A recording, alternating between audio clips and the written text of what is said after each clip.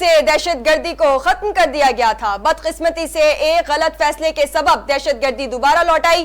Chairman Peoples party Bilawal Bhutto Zardari کی نگراں وزیر داخلہ کے ہمراہ پریس کانفرنس بولے، فوج اور پولیس آج بھی دہشت گردوں کے نشانے پر ہے۔ سابق چیئرمین پی ٹی آئی کی پالیسیوں سے ملک کو شدید نقصان پہنچا۔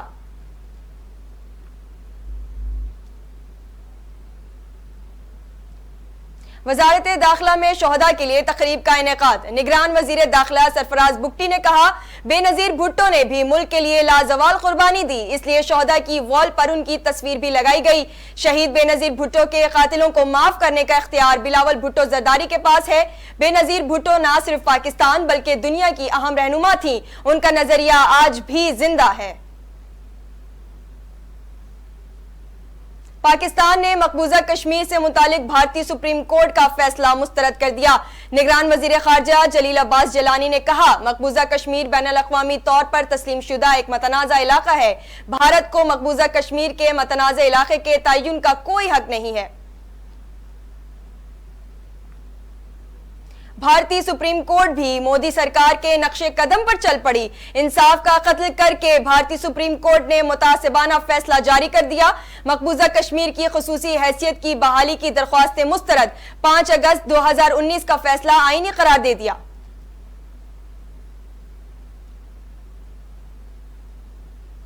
سابق سفیر ملیحہ لودھی نے بھارتی سپریم کورٹ کے فیصلے پر فوری سلامتی کونسل کو خط لکھنے کا مشورہ دے دیا۔ کہتی ہیں، عالمی سطح پر مسئلہ کشمیر اٹھائیں، سلامتی کونسل کو بتایا جائے کہ ان کی قراردادوں کی خلاف ورزی ہو رہی ہے۔ کشمیر کی قانونی حیثیت پر بھارتی سپریم کورٹ کے فیصلے سے فرق نہیں پڑتا۔ پیپلز پارٹی نے الیکشن کمیشن سے عام انتخابات 2024 میں تاخیر کرنے سے متعلق درخواستیں مسترد کرنے کا مطالبہ کر دیا۔ پیپلز پارٹی کے 4 صوبوں کے پارٹی رہنماؤں پر مشتمل وفد کی چیف الیکشن کمشنر سے ملاقات۔ کہا، پیپلز پارٹی کسی صورت الیکشن میں تاخیر نہیں چاہتی۔ الیکشن کمیشن نے یقین دلایا تاخیر نہیں ہوگی۔ نگراں وزیر اعظم انوار الحق کاکڑ نے نئی ویزا رجیم کا اجرا کر دیا۔ کہا، وزارت داخلہ نے بہترین خدمات سر انجام دی۔ ملک میں سرمایہ کاری کے لیے ویزا پالیسی پر نظر ثانی کی ضرورت تھی۔ غیر ملکی سرمایہ کاری کے بغیر پاکستان ترقی نہیں کر سکتا۔ سپریم کورٹ کے جسٹس اعجاز الحسن نے عدالت عظمیٰ میں بینچز کی تشکیل پر سوالات اٹھا دیے۔ سیکریٹری کمیٹی کے نام خط لکھ دیا۔ کہا، کمیٹی میں ملٹری کورٹس کیس میں اپیل کے لیے 7 رکنی بینچ پر اتفاق ہوا تھا اور طے پایا تھا سینیارٹی کے لحاظ سے ججز بینچ میں شامل ہوں گے۔ خصوصی بینچز کی تشکیل کمیٹی میں نہیں ہوئی۔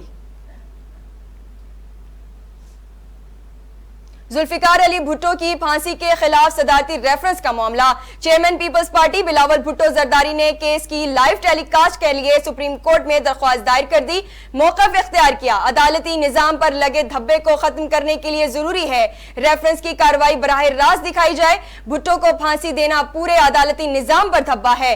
عدالتی کارروائی پورے پاکستان کو دیکھنی چاہیے تاکہ شفافیت آئے۔ عمران خان اور بشرا بی بی کے خلاف غیر شرعی نکاح کیس قابل سماعت قرار۔ اسلام آباد کی ڈسٹرکٹ اینڈ سیشن کورٹس کے جج قدرت اللہ نے غیر شرعی نکاح کیس کی سماعت کی۔ خاور مانیکا نے عدالت میں پیش ہو کر حاضری لگوائی۔ کیس کی سماعت 14 دسمبر تک ملتوی۔ ایشیائی ترقیاتی بینک نے پاکستان کے لیے 15 کروڑ 55 لاکھ ڈالرز فائننسنگ کی منظوری دے دی۔ اعلامیہ میں کہا، رقم سے خواتین کے لیے اصلاحات کا پروگرام شروع ہوگا۔ مائکرو، اسمال اور میڈیم انٹرپرائزز کے لیے قرض تک رسائی بہتر ہوگی۔ فائننسنگ کی رقم میں 10 کروڑ ڈالرز پالیسی قرض ہے۔ بانی پی ٹی آئی کی 3 اور شاہ محمود قریشی کی 2 مقدمات میں ضمانت کی درخواستیں منظور۔ اسلام آباد کی انسداد دہشت گردی کی عدالت کے جج ابو الحسنات ذوالقرنین نے 30 ہزار روپے کے مچلکوں کے عوض ضمانتیں منظور کی۔ عالمی منڈی میں خام تیل کی قیمتوں میں کمی۔ ملک میں 16 دسمبر سے پیٹرولیم مصنوعات کی قیمتوں میں بڑی کمی کا اعلان۔ پیٹرول 13 اور ڈیزل کی قیمت میں 15 روپے فی لیٹر کمی متوقع۔ شہریوں نے عالمی منڈی میں پیٹرولیم مصنوعات کی قیمتوں میں کمی پر ریلیف دینے کا مطالبہ کر دیا۔ MQM پاکستان کے سربراہ خالد مقبول صدیقی کہتے ہیں دھاندلی زدہ الیکشن کو کسی صورت قبول نہیں کریں گے۔ 2018 کے عام انتخابات کے نتائج کس طرح مرتب ہوئے دنیا کو پتا ہے۔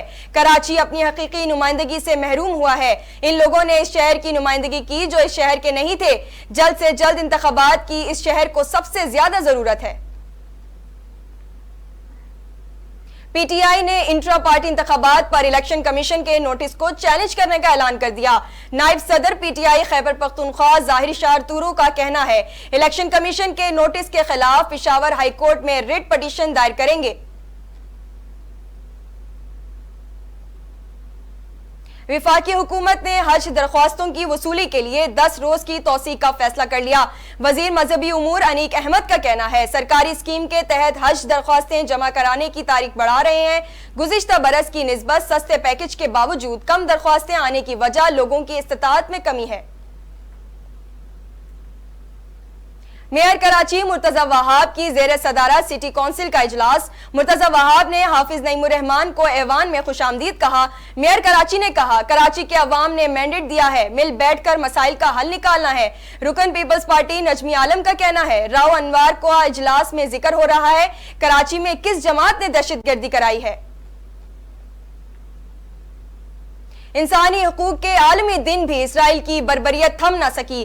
گزشتہ 24 گھنٹوں میں 250 سے زیادہ حملے، 300 فلسطینی شہید، مجموعی تعداد 18,000 کے قریب پہنچ گئی، 48,000 سے زائد زخمی، ہزاروں افراد لاپتہ، ملبے تلے دبے ہونے کا خدشہ۔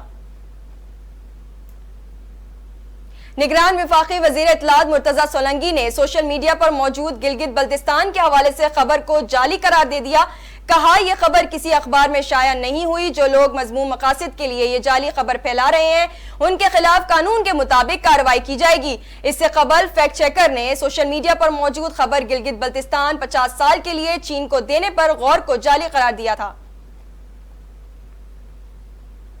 بھارتی وزیر اعظم نریندر مودی کی ایک بار پھر ہٹ درمی، سپریم کورٹ کے فیصلے کو تاریخی قرار دے دیا۔ کہتے ہیں آج کا فیصلہ صرف قانونی نہیں، امید کے کرن اور روشن مستقبل کا وعدہ ہے۔ آج کا فیصلہ مضبوط، زیادہ متحد بھارت کی تعمیر کا ہمارے اجتماعی عزم کا عہد ہے۔ اور پاکستان کے کھلاڑیوں نے world mixed martial arts championship 2023 میں 2 کانسی کے تمغے اپنے نام کر لیے۔ عاصم خان نے 56.7 kg اور شاہزیب خان نے 83.9 kg میں کانسی کا تمغہ اپنے نام کیا۔ تاریخ میں پہلی بار مکسڈ مارشل آرٹس سپورٹس میں پاکستان نے ورلڈ چیمپئن شپ میں 2 کانسی کے تمغے حاصل کیے۔